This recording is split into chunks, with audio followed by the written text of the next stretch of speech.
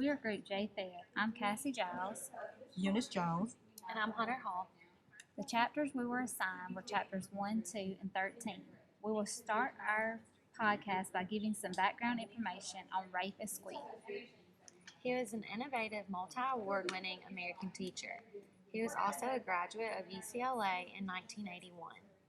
His honors include 1992 Disney National Outstanding Teacher Award, Parents Magazine As You Grow Award, Oprah Winfrey's $100,000 Use Your Life Award. In Chapter 1, Rafe Esquith wants to share his experiences he had as a young educator. The common mindset of a young, new, and old educator is majority of the time wanting to get by and survive. While doing that, we are focusing on ourselves when in fact we should be focusing on the students. As educators, we should take chances. We should want to go the extra mile to better our students and find ways to help them succeed personally. Sometimes doing the things that others avoid or are scared to do can often be the greatest experiences in our lives and as educators. As a young teacher, Rafe began questioning his motives for teaching. He asked himself, what was his mission? What will children learn from being in his class? And what will they take with them? He found out quickly that developing a mission doesn't happen overnight. It takes years of success and failures. He and his students had the privilege of meeting Lynn Harold after one of his concerts. And when asked the question, how can you make music that sounds so beautiful, by one of his students, Mr. Harold answered, there are no shortcuts. It stuck.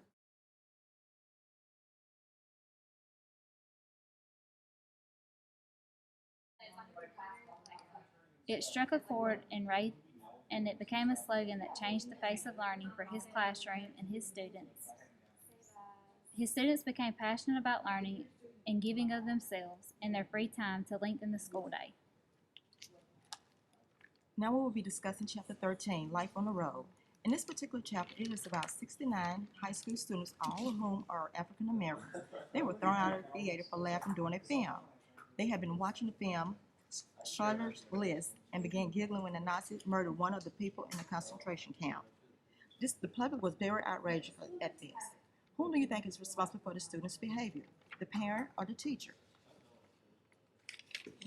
I feel that it is both the parent and the teacher's responsibility, but in this particular situation, I feel that the teacher should know beforehand which students can handle themselves in a movie situation setting and provide the standards for the students before going on the field trip of how they should act and behave.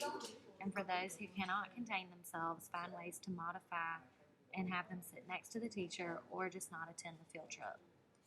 In most cases, we would expect the parents to teach children how they should act in public. In this situation, a majority of the parents were likely not active in their children's lives, so the responsibility would fall on the teacher. I must agree. Also, children learn and understand how to behave by being exposed to new situations and watching others. Some children act in an inappropriate manner because such behavior is the only type they are ever seen. Children can learn how to behave appropriately if they have seen educated people model the manners we want them to follow. Taking children on trips is a chance for them to become a part of America, to feel part of our nation, rather than an unwelcome guest at a party. We have to encourage students to attend college one day, but more effective, to take them to universities so they can see the possibilities. Taking the students to nice hotels and observing the respectful behavior of others, the students will begin to emulate that behavior, not because of the teaching or inspiration, but through the examples they have witnessed. We as teachers and parents need to prepare students for a trip by letting them know the importance of the trip. Once this is done, the kids not only have a better time, but learning will take place. We need to teach our children the proper behavior in all kinds of situations. If they are rude, let them teach them how to be polite. Just taking the kids on trips isn't enough. We as parents and teachers must do a better job if we want our children to become better human beings. My closing thoughts: through the opportunities these trips create, the students are allowed to discover important life lessons by themselves, and in doing so, take charge of their future lives. Our sources that we use for the text, There Are No Shortcuts by Rafe Esquith and Wikipedia.org. This will conclude our podcast. Thank you for listening.